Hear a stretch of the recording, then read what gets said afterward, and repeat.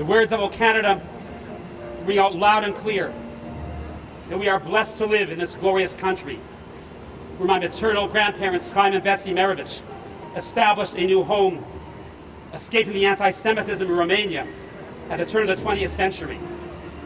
It was in the Jewish farming colony of Lipton, Saskatchewan, located 43 miles northeast of Regina, where the indigenous population came to aid of these Jewish settlers in the late 1880s to help them build log cabins to survive the bitter winters of the prairie provinces. We remember with grateful hearts their act of chesed, of loving kindness. And likewise today, we are also very grateful for the non-Jewish community that stands here with us today in the battle against the scourge of anti-Semitism. As loyal Canadians, we identify with the words true patriot love, remembering, as I recall, how my father, Louis Merovich, my uncle Jack Merovich, Alem Shalom, along with thousands and thousands of Jewish men and women, voluntarily joined the Canadian Armed Forces to stop Hitler's dream in establishing his Third Reich.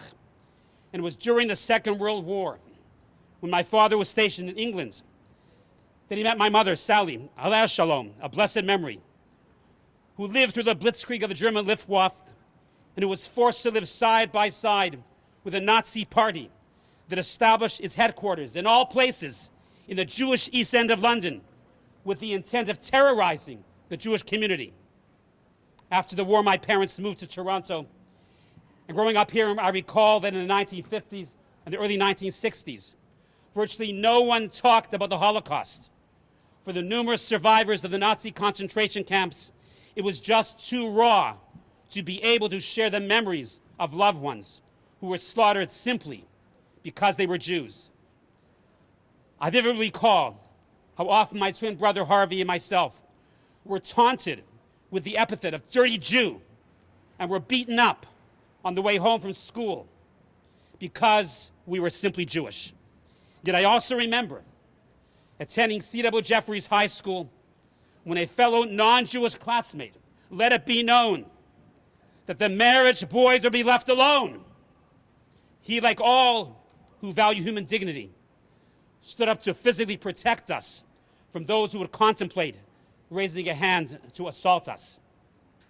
And so for that reason, who could have predicted that in 2021, here on the streets of Toronto, Jews should fear for their lives because they consciously choose to proudly proclaim their attachments to the Jewish people and to the one Jewish nation state in the Middle East that has served as a beacon of light and hope for Jewish refugees from Europe and Arab countries. All men and women of color, regardless of race and creed, sexual orientation or religion, including refugees from Vietnam, and absorbing them all into the Jewish states. Who could believe in 2021 that the Jewish state of Israel, who so strongly identify with the democratic values of Canada, would be labeled an apartheid state? Such a false declaration is an insult to the millions and millions of blacks in South Africa who truly suffered under an apartheid regime, where they experienced discrimination in housing, in hospitals, university, and politics. This false accusation reeks of anti-Semitism. For nothing could be further from the truth. By contrast, all Arab citizens living in the Jewish states not only freely vote in Israeli elections, but their own Arab politicians sit and vote in the Knesset, including the Israeli cabinet and the Supreme Court of Israel. Moreover, although not required to serve in the Israel Defense Forces, Arab Christians, Muslims, Druze, and Bedouin are free to enlist in the Israeli army and police service. And most poignantly, during the COVID-19 pandemic, Arab citizens and Palestinians received access to Israel's vaccines. How unfortunate it is that Israel is falsely demonized as an apartheid state, another manifestation of blatant anti-Semitism. Therefore, how much more so here in Nathan Phillips Square, dedicated in honor of Toronto's first Jewish mayor, who contributed so meaningfully to this modern metropolis that we meet today to end Jew hatred. As we confront this new epidemic, as a Jewish community, we are so very thankful for all who stand with us here in person and the thousands upon thousands who are joining us virtually to confront anti-Semitism. May we be so blessed to witness the turning of a new page in this most righteous endeavor.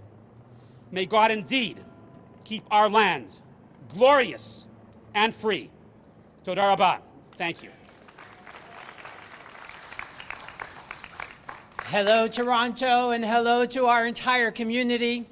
I think this is such an important event that I found it necessary, please come up, to drive 2.5 hours each way to be here with you today and share support, to participate, and to be part of this important movement and message. We are a resilient people. 1,951 years ago, at this time of year, our people were under attack by the Roman Empire. Just 1 week ago today, we mourned the destruction of the Second Holy Temple.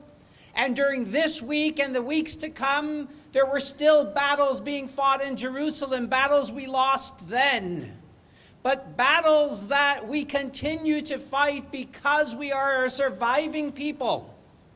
Many in the media today will portray us, the Jewish people, as victims. Let them hear our words today. We are not victims. Let's say it together. We are not victims.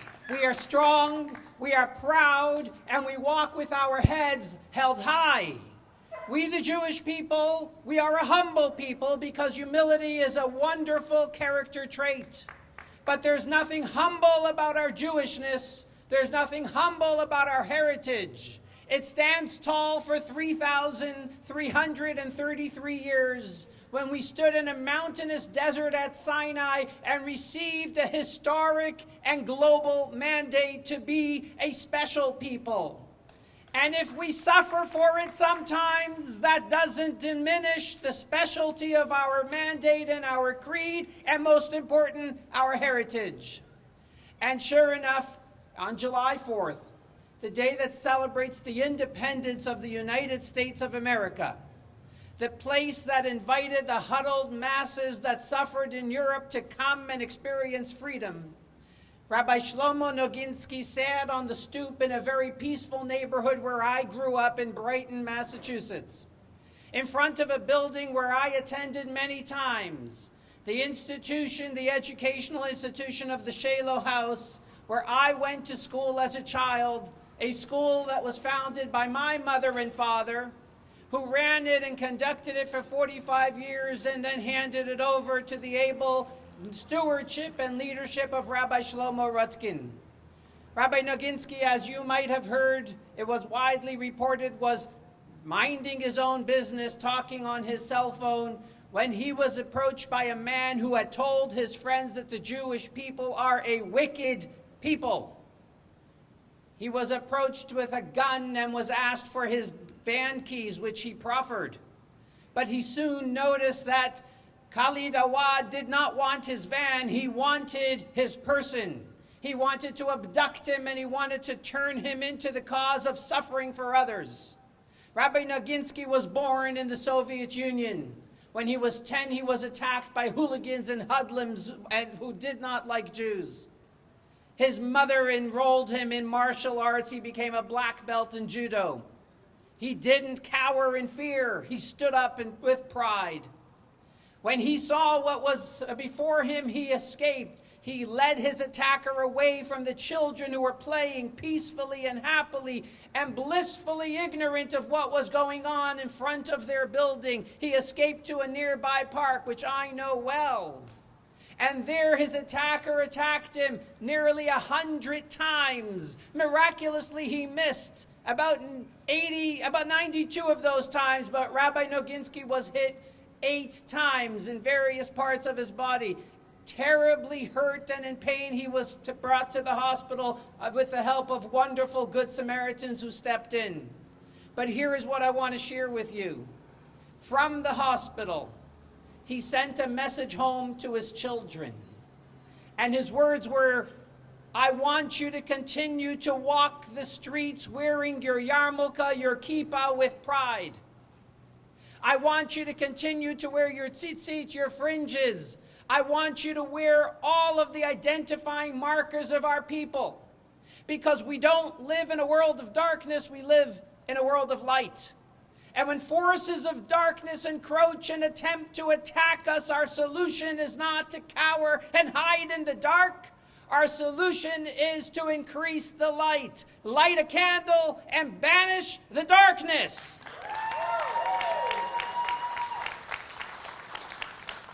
Indeed, we stand tall with our brethren in Berlin and around the world. We wear our kippah, we identify with our proud heritage, and we don't allow those who hate us to determine our narrative. We call their bluff. We are not victims. We are strong, we are survivors. Every year around the Seder table, we read the Haggadah, and in it we read, Shebechal dor vador, in every generation, Omdim Aleinu, our haters, our detractors, they rise up against us, Lechalotenu, to annihilate us.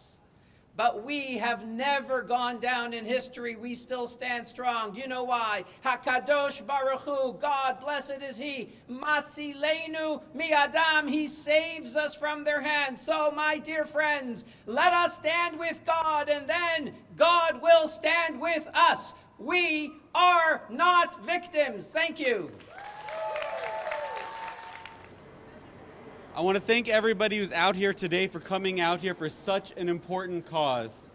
And I want to thank those who organized this program. And I want to thank everyone for inviting me and allowing me to speak here today.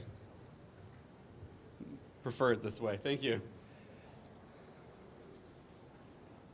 There's just a few things that I want to say, and I want to keep it brief.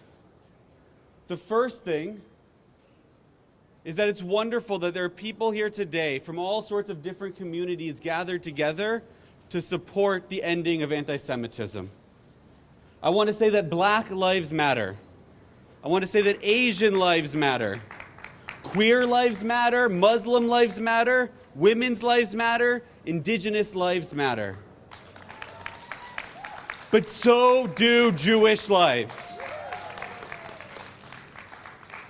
It saddens me when I go across my social media feeds and I see the same people who post and stand up for any other group silent when there is an attack on the Jewish community.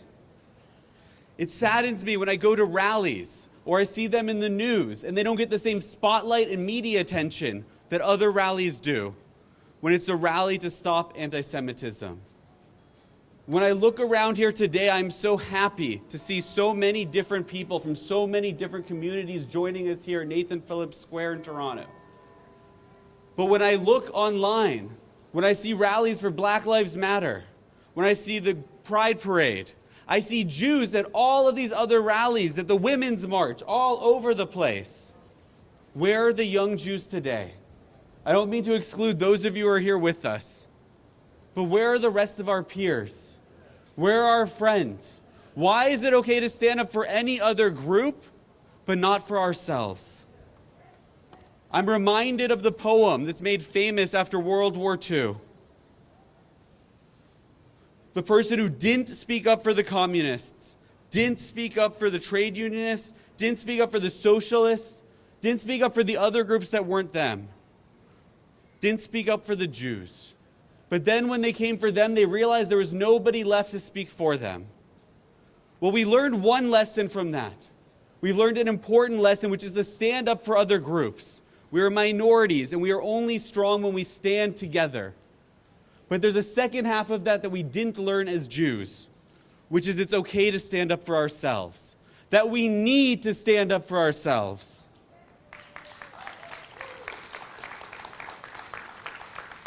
In just a couple of weeks, we're going to read in our synagogue's Parshat Re'eh, and it begins with the words, "Behold, I place before you a blessing and a curse."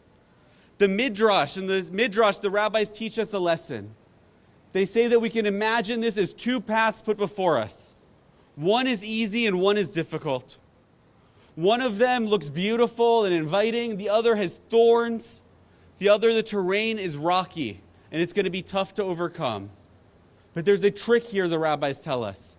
The path that looks easy is going to end in thorns. And the path that starts out difficult, that is the good path to take. That is the path to the good life, the easier path at the end, the path we want to walk on. It is easy to stand up for others today.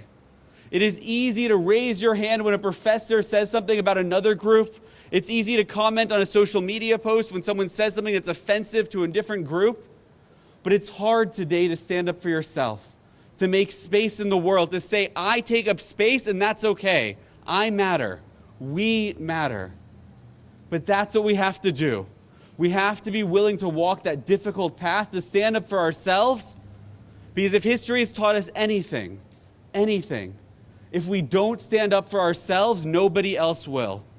I'm so happy to see other speakers today from other groups. I'm so happy today to see such a diverse group coming together to end hatred of the Jewish people, to stand up against anti-Semitism. And we should continue to stand up for every group out there when something happens. But as Jews, we have to know it's okay to stand up for ourselves. We must stand up for ourselves. Thank you so much.